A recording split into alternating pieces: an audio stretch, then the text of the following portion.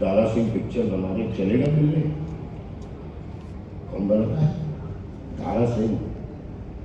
अच्छा चलो भाई मिल लेते हैं, आज का पेट्रोल डलवा लेते हैं, मतलब ये ना लगे कहीं मिले नहीं कुछ नहीं। तो दारा सिंह के पास गए थे हम लोग, अभी क्यों हमें सर हम लोग नेशनल स्कूल ऑफ ड्रामा से पास आउट है। वो तो थे आ गया, डिफेंस की बात है, defence national school of drama NSD। अच्छा तो सर तू बोल रहा है मुझे सर हम एक्टर हैं। नहीं ठीक है सर हम समझ गए। अच्छा तो बहुत कम लोग मानने को तैयार थे कि आप भी एक्टर हैं। कलाकार की जो वो होती है ना, कलाकार को जो एक पत्र मिलता है, जैसे डॉक्टरों को एक सर्टिफिकेट मिलता है, इंजीनियर को एक सर्टिफिकेट मिलता है, नेशनल स्कूल ऑफ ड्रामा भी एक सर्टिफिकेट देता है कि आप कलाकार हैं। मैं कलाकार की बात कर रहा हूँ, सब कलाकार बैठे हैं। कलाकार को समाज देता है सर्टिफिकेट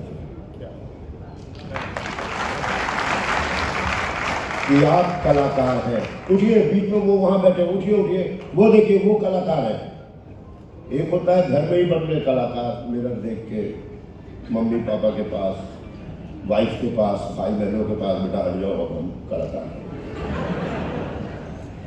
वो अपना कलाकार होता है, लेकिन जो कलाकार होता है उसको समाज बोलता है हाँ वो कलाकार है, और उस कलाकार के पीछे उसकी तपस्या होती है। तो स्ट्रगल अभी भी चल ही रहा है। उस समय कुछ था, आज कुछ है। आज एक चीज है, सबसे बड़ी अच्छी चीज है, हम सब कलाकारों के लिए एक अभी एक बच्चा आया था मेरे पास कि मैं भी यहाँ थिएटर कर रहा हूँ। हम जितने थिएटर करने वाले हैं या पेंटर हैं, आज कंटेंट का महत्व है। आज वो एक हीरो, पहले के हर पिक्चर में प्यार होना बड़े जरूरी था, चाहे डाकू पे पिक्चर हो फिर भी लड़का लड़की में प्यार, सामाजिक पिक्चर हो तब भी प्यार। लेकिन आज वक्त लगता है, आज़ादी के बाद ऐसे ही 2 मिनट में कोई पॉलिटिकल चेंज नहीं हो जाते, 2 मिनट में कोई जंगल नहीं बन जाते, 2 मिनट में कोई सोच नहीं बन जाती। सोच को बनने के लिए एक वक्त लगता है। तो आज हमारे पास एक, मैं गर्व के साथ कह सकता हूँ कि भारतीय ऑडियंस बहुत समझदार, सेंसिटिव हो गई। मैं बड़े गर्व के साथ अच्छी फिल्मों को, राठी सर बोल रहे थे यार आज कमाल कमाल की शॉर्ट फिल्में देखी, और इसलिए मैं कह रहा हूँ कि उज्जैन जैसे शहर में इस तरह के आयोजन बहुत महत्वपूर्ण है। आज नहीं, वो आज से 50 साल बाद पता चलेगा जी। हमारे दर्शक अच्छे हो जाएंगे ना तो हमारी जनता अच्छी हो जाएगी। बहुत ही धन्यवाद, बहुत ही धन्यवाद सर। अच्छी पढ़ी लिखी साहित्यिक जनता, अच्छी समझदार, किसी के बहकावे में नहीं आने वाली, अपनी बुद्धि के साथ चलने वाली जनता होगी। Thank you so very much sir. सबसे बड़ी कमाल की बात तो है कि मुझे ऐसा लगता है कि संजय जी अगर 3 घंटे तक लगातार ऐसे बोलते रहे और उसे रिलीज कर दिया जाए तो वो सुपर हिट हो जाएगी। आप अगर लगातार 3 घंटे बोलते रहें और उसे रिलीज किया जाए तो एक सुपर हिट फिल्म जरूर बनेगी, और तालियों ने इसमें मोहर लगाई है सर। अभी राजेश राठी सर उज्जैन से जर्नी शुरू करी और लॉस एंजलिस तक कमाल की पिक्चर्स बनाई, उस दौरान कैसे क्या, क्योंकि 80 के दशक में ये निर्णय लेना और फिर वहाँ पर जाना, थोड़ी सी आपकी यात्रा का वर्णन। एक्चुअली उस समय तो यहाँ से बॉम्बे के लिए डायरेक्ट ट्रेन भी नहीं हुआ करती थी। अच्छा। हम लोग को यहाँ से नागदा जाना था, वहाँ से ट्रेन हुआ करती थी। और मैं एक मारवाड़ी परिवार में पैदा हुआ, जहाँ घर वालों की इच्छा थी कि मैं अमेरिका जाके MBA करूँ, लेकिन बचपन से शौक था फोटोग्राफी, म्यूजिक। तो हायर सेकेंडरी में मैंने तय कर लिया था कि मैं फिल्म लाइन में जाऊँगा। अब चाहूँगा कैसे मुझे नहीं आता, लेकिन मैं इससे संबंधित किताबें पढ़ता था, एडिटिंग, डायरेक्शन। कहीं भी हम लोग जाते थे तो मैं कोशिश करता था, फुटपाथ पर सेकेंड हैंड किताबें मिलती थी वो खरीद के, हमारी यूनिवर्सिटी लाइब्रेरी में जितनी बुक्स थी फिल्मों पर सब मैंने निकाल के पढ़ी, और कोशिश की कि जितना नॉलेज इकट्ठा कर सकूं और फिर फिल्म इंस्टीट्यूट जाने का मन FTI। तो BSc किया मैंने और FTI आई। अब घर पे अगर बोल दूँ तो बवाल मच जाएगा। तो कलकत्ता में मेरे एक और ब्रदर रहते थे, तो वहाँ का फॉर्म भर के कलकत्ता सेंटर से रिटर्न एग्जामिनेशन मैंने दिया, छुट्टियों के बहाने चला गया और वहाँ पास हो गया। पूना बुलाया गया। अब पूना कैसे जाओ, तो बहाना बनाया कि दोस्त के लड़की देखने जाओ, लड़की देखने जा रहे हैं। वाह वाह वाह। मेरा दोस्त था डोमिनिक, गए पूना। वहाँ 2 दिन लगे मुझे। एक दिन टेक्निकल टेस्ट होती है और एक दिन इंटरव्यू था। और इस बीच में घर पे कहीं ना कहीं कुछ लीक हो गया कि मैं पूना गया। लड़की देखने नहीं, फिल्मों पर चला। अब वहाँ उस समय सिनेमाटोग्राफी की 12 सीट्स हुआ करती थी और उसमें मेरा 15th रैंक आया, मतलब 3rd in the waiting list. अब 3rd in the waiting list को चांस मिला नहीं, तो लौट के घर पर आ गए। घर आए तो सबके मुंह खुले हुए थे क्योंकि उनको पता चल गया था कि साला फिल्म में जाना चाहता। मेरे ब्रदर को म्यूज़िक का बड़ा शौक था। मैं काफ़ी गाने भी गाता था, टेबल बजाता था, हारमोनियम बजाता था। मेरी खुद की शौकिया ऑर्केस्ट्रा पार्टी भी थी। तो एक सोच की बात बता रहा हूँ मैं। एक बार हम खाना खा रहे थे तो ब्रदर ने कहा कि अच्छा, कभी भी घर में मेहमान आता था तो उनकी फरमाइश होती थी आप तो वो गाना सुना, ये गाना सुना। हाँ, तो मैं गाने भी सुनाता था मेहमान आते तो उनको बड़ा पसंद था मुझे। लेकिन एक दिन जब पूना से लौट के आया तो खाना खाते खाते बोलते हैं, जब तक ये तेरा शौक है तब तक तो मुझे बहुत अच्छा लगता है, लेकिन जिस दिन तू गवैया बन जाएगा उस दिन हम तुम्हारे साथ बैठेंगे। तो मेरे लिए बड़ा शॉकिंग था। मैं तय कर लिया जाना तो है ही, बट वहाँ चप्पल भी नहीं घिसना चाहता था। अच्छा, हमारे ब्रदर एक बार फॉरेन गए थे, काम से जाते रहते थे, तो गलती से उन्होंने पूछ लिया था तेरे लिए क्या लाऊं। तो मैंने कहा मेरे लिए मूवी कैमरा लिया। तो उस समय 8mm की फिल्म हुआ करती थी, छोटा 8mm का कैमरा था, तो वो लेकर। तो उन दिनों भी घर में जो भी शादियाँ होती थी वो मैं शूट करता था। 8mm की कोडेक की फिल्म आती थी। तो मैंने कहा मैं एक फिल्म बनाऊँ, उस फिल्म को लेके बॉम्बे जाऊँ और दिखाऊँ ये मेरा लिविंग सर्टिफिकेट, मुझे चांस नहीं। तब मैंने तय किया क्या बनाऊँ। तो यहाँ भील आदिवासी ये झाबुआ एरिया है, उनकी लाइफ पे मैंने सोचा। भगोरिया बड़ा मशहूर एक त्यौहार होता है भीलों का, होली के 1 हफ्ते के अंदर। मैंने कहा उसको कवर कर। तो किसी एक दोस्त के साथ लिया, पैसे इकट्ठे किए, रील बुलवाई, कैमरा लेके निकल गया। और मैंने 7 दिन पूरा भगोरिया, अलग अलग घाट जिस दिन होते हैं वहाँ उस दिन भगोरिया होता है, तो 7 दिन अलग अलग एरिया में जाके मैंने शूट किया।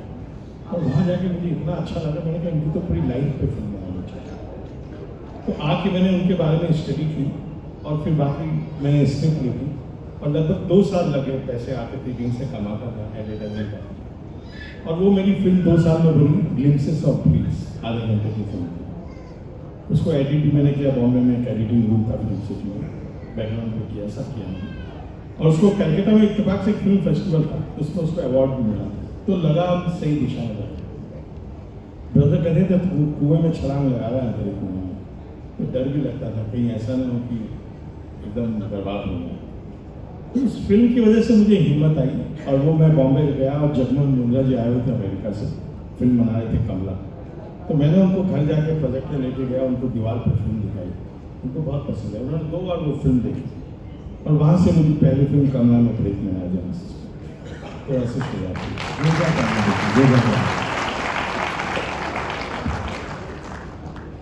मित्रों, एक बात यहाँ कमाल की साबित हो गई कि जिस तरीके से गुरुत्वाकर्षण का नियम हर एक इंसान के लिए सेम है, उसी तरह सफलता के सिद्धांत भी हम सभी के लिए सेम है। ये राठी सर आपके बोलने की बात साबित हुई। इसकी शुरुआत आदरणीय संजय जी से कल हुई थी। जब हम होटल में मिलने गए तो नीरज जी ने उनसे पूछा कि आपको कहाँ जाना है, तो उन्होंने कहा कि मुझे, हम आषाढ़ का एक दिन और मोहन राकेश जी के बारे में बात कर रहे थे, तो उन्होंने कहा कि मुझे पुस्तकें लेने जाना है। वही बात जो अभी तक नहीं ले पाया, जो अभी तक नहीं ले पाया। वही बात आज राज जी ने भी बोली कि पुस्तकें पढ़ना, और अंत में आपने भी यही एक बात बोली। दोस्तों, एक बहुत बड़ा एक फैक्ट यहाँ पर निकलकर सामने आता है। Thank you so very much trial इस चीज़ को हमारे युवाओं के सामने, बिकॉज हम जितनी जल्दी चीज़ों को आत्मसात करेंगे हम उतना जल्दी आगे बढ़ना शुरू करेंगे। अब मैं आता हूँ राज जी की तरफ, सबसे युवा हैं और मंच आप सबके साथ शेयर कर रहे हैं, तो इस बात के लिए बहुत तालियां बजना चाहिए। क्योंकि वही दूरी बहुत कम समय में तय करी और निश्चित रूप से आपको बहुत सारे आशीर्वाद जो है वो प्राप्त हैं। आज के कार्यक्रम से जुड़ी हुई बात सर, लगभग जो आज सुबह से मैंने शाम तक देखा और जो मैंने एंट्रीज के बारे में थोड़ा सा एनालाइज किया, अधिकतर जो फिल्में हैं, शॉर्ट फिल्में, उसके प्रतिशत वाइज अगर हम निकालें तो अधिकतर युवा हैं। और एक तरीके से ये भी पाया कि ये भी सस्ता या सरल नहीं बोल सकते, इसे बहुत महत्वपूर्ण है कि कम समय में, अमेरिका के राष्ट्रपति थे थियोडोर रूजवेल्ट, उनसे कहा गया था कि अगर आपको 1 घंटा बोलना हो तो उसने कहा था मैं बहुत तैयारी करूंगा, और उनसे पूछा गया था कि अगर आपको 2 मिनट बोलना हो तो उन्होंने कहा था कि मैं उससे भी कहीं ज़्यादा तैयारी करूंगा।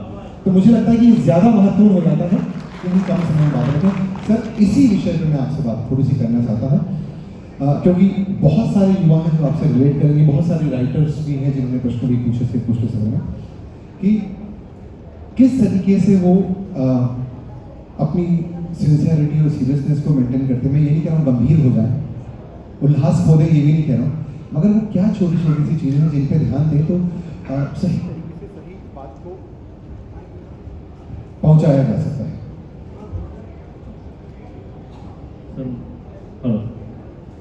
सर मेरा ये मानना है कि जब बच्चा छोटा होता है ना तो माँ उसकी केयर ज़्यादा करती है, बच्चा बड़ा होता है तो केयर करने में उतना वक्त नहीं लगता है। तो ये छोटी जो फिल्में होती हैं ये एक्चुअल में बच्चा होता है। बड़ी फिल्में होती है 2 घंटे की, जो वो केयर करने वाले बहुत सारे लोग होते हैं। उसमें हो सकता है बड़ा एडिटर शामिल हो, उसमें गीतकार बड़े शामिल हो, उसमें डायरेक्टर बहुत बड़ा शामिल हो। ये छोटी फिल्म को कहने में ना बड़ी मशक्कत होती है। एक 5 मिनट की या 7 मिनट की या 15 मिनट की जो फिल्म होती है, बातें बहुत कहनी है क्योंकि सोच बड़ी होती है उसमें। हमेशा शॉर्ट फिल्म में आपको देखना सोच बड़ी मिलेगी। बड़ी फिल्मों में सर ने तो कितने सारे शो, टीवी शोज किए सर ने, तो कितने ऑफिस आपने जब किया था, ऑफिस के वक्त हर एक एपिसोड एक फिल्म हुआ करता था। तो एक बार जरूरत आ गई शो के लिए हो जाएंगे आप वो कलाकार जिन्हें ये सोचकर ऊपर वाले ने पैदा किया कि भैया, घर वालों ने कहा कि भैया ऑफिस ज्वाइन कर लो, कहते नहीं करूंगा, लेकिन फिर ऐसा ऑफिस ज्वाइन किया कि सालों चला। आप वो सोचिए कंसर्न क्या है कि आप अपनी बात को कितने तरीके से एक उसमें कह देते हैं। और मुझे ऐसा लगता है जैसे आपने बोला कि उसको बड़ा वक्त लगता है, बड़ा उसमें मेहनत ज़्यादा लगती है। हमेशा से एक छोटी फिल्म में सोच बहुत बड़ी होती है। कई दफ़ा ये होता है आप शॉर्ट फिल्म का ना पार्ट 2 लेकर नहीं आ सकते। ये आज सीक्वल्स आ रहे हैं, शॉर्ट फिल्म का कोई सीक्वल नहीं होता। तो शॉर्ट फिल्म में आपकी बड़ी सोच एक 10 मिनट 5 मिनट में लाना बहुत बड़ी बात होती है। और आजकल के युवा, आजकल की पीढ़ी, आजकल के जो फिल्म मेकर्स हैं वो इतना कुछ कर रहे हैं, तो उसके लिए I really appreciate them and I really happy कि वो ऐसा करते हैं। Thank you so much. मित्रों, आप सभी के लिए अवसर के द्वार दोबारा शुरू होते हैं कि आप अपनी पर्ची पर अपना सवाल लिखकर मुझसे पहुंचा सकते हैं अपने नाम के साथ, जो हम हमारे मंच से, आप जिन भी कलाकार के लिए वो सवाल है उनका भी नाम उसमें लिखें। हम उनसे आपकी तरफ से उस सवाल को ज़रूर पूछेंगे। आदरणीय संजय जी, मैं पुनः आपकी तरफ आता हूँ। माया नगरी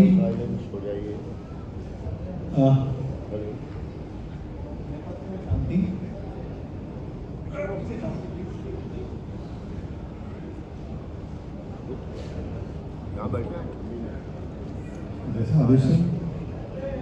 मैं थोड़ा आगे बैठ जा रहा हूँ, यहाँ बहुत लाइट है। आइए बैठो, यही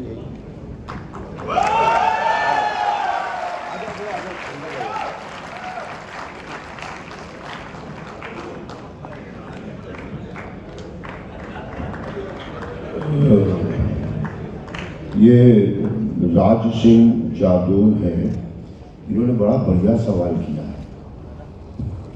संजय मिश्रा जी, आपकी अगली फिल्म कौन सी आ रही है? बेटा राज सिंह, ये करोना डिसाइड करेगा। कोरोना की वजह से सब कुछ उल्टा पुल्टा हो गया है,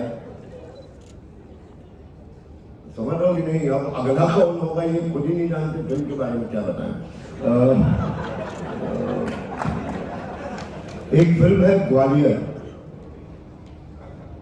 एक फिल्म है डेथ ऑन अ संडे, एक फिल्म है होली काव। तो काफी सारी फिल्में हैं, लाइन में लगी हुई है। जो भी आनी होगी वही अगली फिल्म होगी। राज सिंह जादव, यस। एक और प्रश्न है संजय। ये इंग्लिश में लिखा है, मेरे लिए नहीं होगा। नहीं सर, ये इंग्लिश में लिखा है। कामयाब की स्क्रिप्ट रीड करने के बाद आपके मन में पहला थॉट क्या आया? सबसे पहले तो मैं दर्शकों को बता दूं, जो लोग नहीं जानते, कामयाब एक फिल्म है मेरी, जो हिंदी सिनेमा में डॉक्टर, पुलिस वाले, हीरो के बाप, हीरो की माँ, हीरोइन से रिलेटेड, डकैत के बगल वाले बॉस, ये हंस रहा है, वो वाले लोग। तो इन कैरेक्टर एक्टर्स के ऊपर ये फिल्म है कामयाब। एक बहुत ही खूबसूरत फिल्म बनी है वो। पूछ क्या रहे हैं? आपके मन में पहला विचार क्या आया? कामयाब जब फिल्म मेरे पास आई थी तो पहला विचार आया था कुछ पैसा आएगा। ठीक है, किसने पूछा बताओ तो सही। सर उन्होंने नाम नहीं लिखा है इसमें। नहीं, नाम क्या है आपका? हाँ, देवांश। तो वही सबसे पहला ख्याल आया था पैसा कितना आएगा और कब आएगा।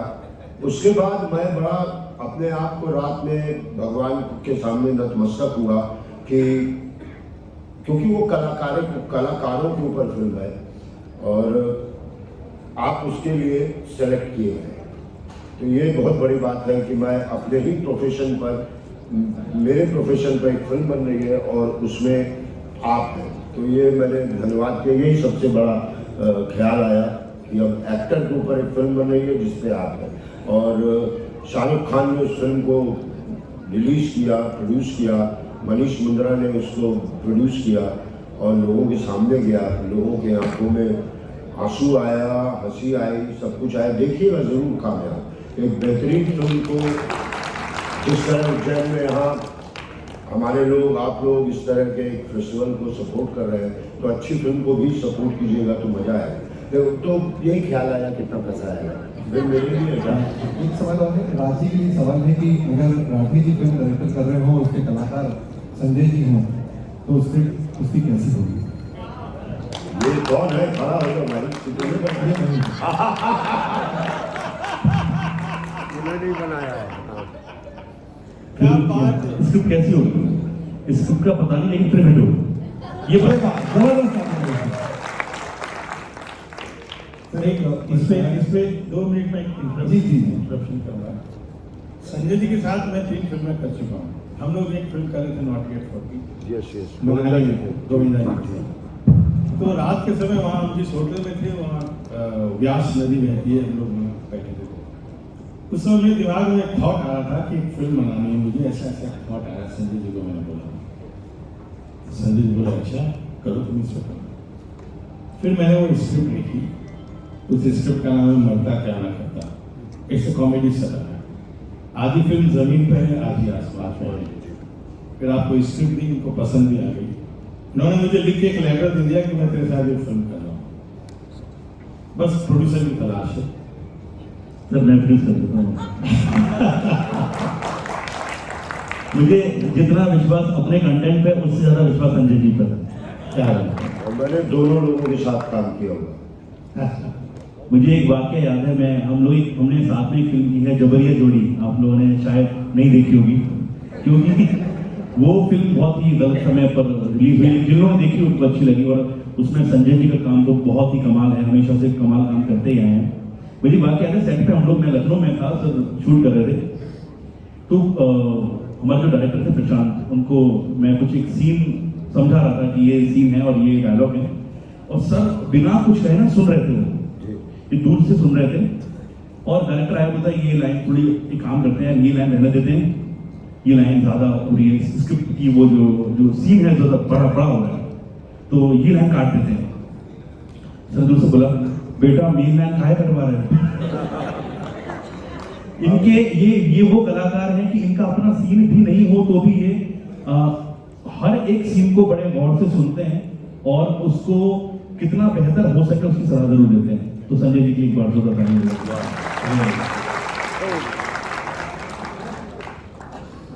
दिलखुश भाटी साहब है। कहाँ है महाराज? कितों? आप फोन पे बात कर रहा है? अच्छा। सवाल पूछ के फोन पे लगे हुए थे। हाँ, ठीक है, वो वीडियो बना रहा है। कड़वी हवा के बारे में क्या कहना चाहेंगे? कड़वी हवा भी मेरी एक फिल्म है जो क्लाइमेट चेंज पे है। उसका टाइटल ही अपने आप में बहुत कुछ कह देता है। कड़वी कोई भी चीज़ अच्छी नहीं लगती, रिश्ते भी अच्छे नहीं लगते और माहौल भी अच्छा नहीं लगता। कड़वी हवा एक फिल्म क्लाइमेट चेंज पे है। मैं बड़े गर्व के साथ कहूँगा कि मैं भारतीय नागरिक, भारत में नहीं पूरे विश्व में ये पहली फिल्म है जो क्लाइमेट चेंज पे बनी है और भारत में बनी है, हिंदुस्तान में बनी है। क्योंकि हॉलीवुड में जितनी भी क्लाइमेट चेंज फिल्में बनी है वो तो या तो ऐसे बनी है कि समुद्र से शार्क आ गए ज़मीन पे, गाड़ियाँ खा गए, मॉल खा गए, हाँ मैकडोनल्ड्स खा गए। ये जो फिल्म है ये किसान के ऊपर है कि एक वेदर चेंज से किसान कितना इफेक्ट होता है। उस बाप की कहानी है जिसको लगता है कि किसी दिन उसका बेटा ना सुसाइड कमिट कर ले। इस फिल्म को हमें लोगों तक पहुंचाना था, पहुंची अच्छे लोगों ने देखा, तभी दिलखुश साहब ने अपना ये किया। इसमें मैं एक अंधा बना था और अंधा बच्चा शराबी एक्टर, सुनना ध्यान से, मोबाइल हटाओ। हाँ, अंधा शराबी बच्चा पागल, ये सब रोल बड़े आसान होते हैं। कुछ भी कर दो, पागल क्या काम कर रहा है सर, अरे पागल है उसको पेट में डका रहा है। तो ये जो रोल होते हैं ना, कहा जाता है कोई भी कर लेता है, मैं तो पागल। तो मुझे कहा गया कि कुछ 10-12 फिल्में दी गई अंधे की, कहा गया कि आप देख लीजिए। मैं भी आज्ञाकारी कलाकार की तरह जी डायरेक्टर साहब को कहा, नीला माधव पांडव डायरेक्टर थे। मैंने कहा यार जब देखने लगना शुरू किया, मैंने कहा अगर मैं ये देखूंगा तो फिर मैं नकल करूंगा, उस कलाकार की नकल करूंगा कि वो हमारे हिंदी सिनेमा में एक ही अंधे का रोल मैंने देखा है जो सबसे ज्यादा पॉपुलर हुआ। इतना सन्नाटा क्यों छाया है।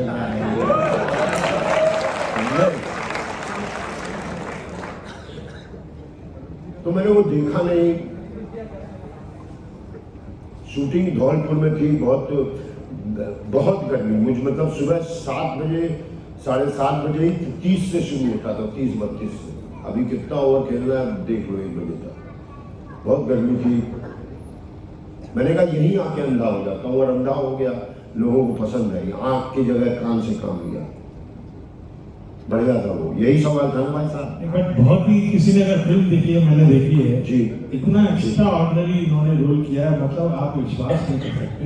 मुझे अभी भी उसके कई सीन्स शॉट्स याद है जी। आप नंगे बदन फिर धोती पहने हुए, मतलब ऐसे डूबे हुए हैं वो उस रोल के अंदर, आप कल्पना नहीं कर सकते।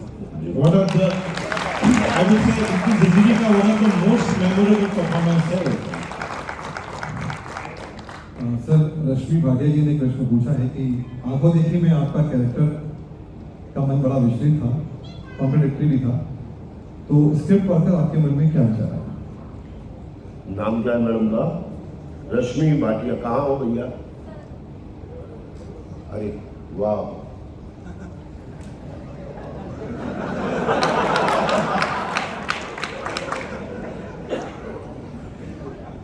सबसे पहले तो आंखों देखी कि स्क्रिप्ट देखो यार, हम लोग जो थे ढंड जैसे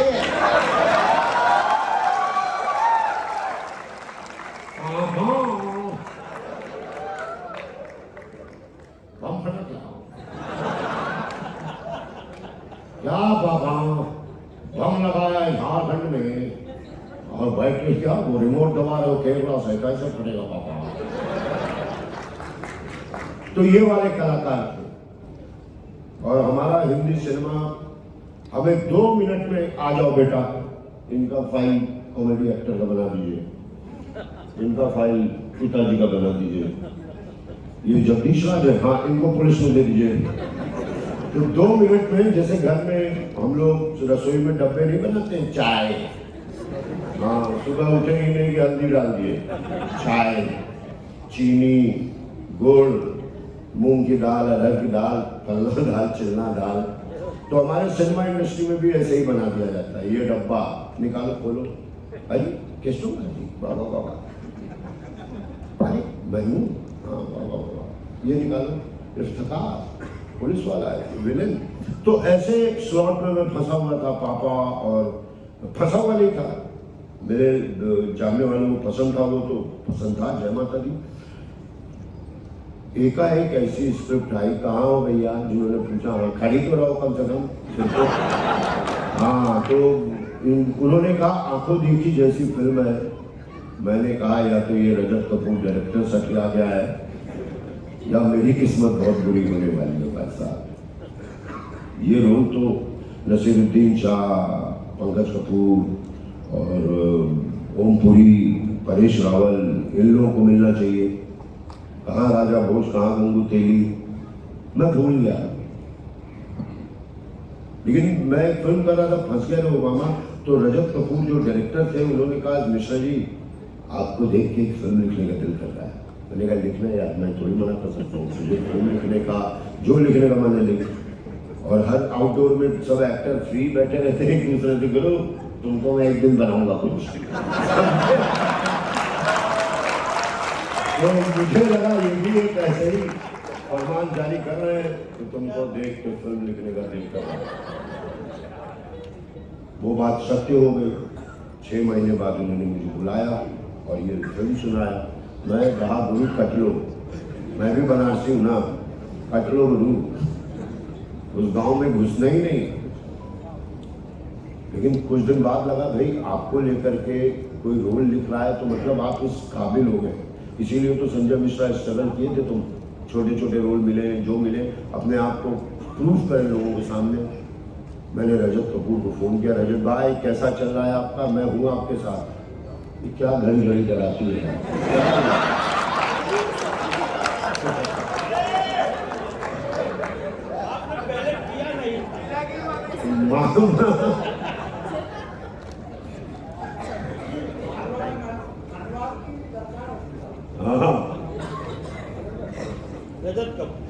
हाँ तो मैंने रजत सर को फ़ोन किया, उन्होंने कहा अरे यार वो मैंने ना वो कहानी मैंने नसीरुद्दीन शाह को सुनाई और वो मान गया। मैंने कहा ये तो बहुत अच्छी बात हो गई। कहाँ मैं कहाँ नसीरुद्दीन शाह आया, वो फिल्म में होंगे तो लोग देखेंगे।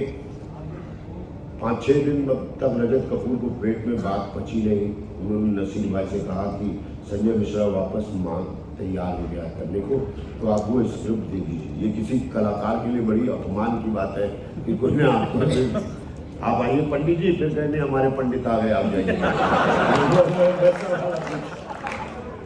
तो नसीर भाई ने एक लेटर लिखा रजत कपूर को कि अगर रजत कपूर, सब शिष्य गुरु, अगर रजत कपूर इस पिक्चर में तूने ओम पुरी को लिया होता, परेश रावल को, जितने भी उस समय हम लोग के एक्टर थे उनको लिया होता, तो दोबारा मैं कभी तेरे से बात नहीं करता। लेकिन संजय मिश्रा को तुमने लिया है, ये फिल्म उसके लिए माइलस्टोन है। बहुत बड़ी बात है। नसीर सर हम लोग के एक्टिंग हम लोग को सिखाते थे आते, बहुत बड़ी बात है। तो बस आंखों देखी शुरू हुई और जब मैंने पहली बार फिल्म देखी मुझे लगे क्या बेवकूफ़ी की फिल्म है ये, क्यों बना देता है रजत कपूर ऐसी फिल्म यार। तो विजेंद्र काला जी थे मेरे साथ, कहे नहीं वो ऐसे ही बनाता है। मैंने कहा बहुत बड़ा बेवकूफ़ बनाता है। लेकिन इंटरवल में जब बाहर निकला तो मेरे प्रति लोगों का रवैया थोड़ा चेंज था। मैंने कहा मैं ही बेवकूफ़ हूँ, मुझे समझ नहीं आ रही फिल्म, या तो ये ऑडियंस बड़ी महान है। फिर अंदर बैठा हॉल में, हॉल था तो लेट भी आया था तो पीछे बैठा हुआ था, तो एक बड़ी खूबसूरत महिला पलट पलट के देख रही थी मुझे।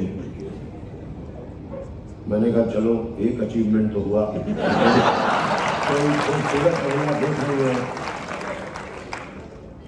लेकिन पिक्चर बहुत बेकार है यार। फिर वो महिला देख ले, उनको चलो एक अचीवमेंट तो हुआ, एक खूबसूरत महिला मुझे पलट पलट के देख रही है। फिल्म जब खत्म हुई तो वो मेरे पास खुद चल के आई। मैंने कहा चलो एक अचीवमेंट हुआ। उन्होंने कहा मैं आपके पैर छू सकती हूँ?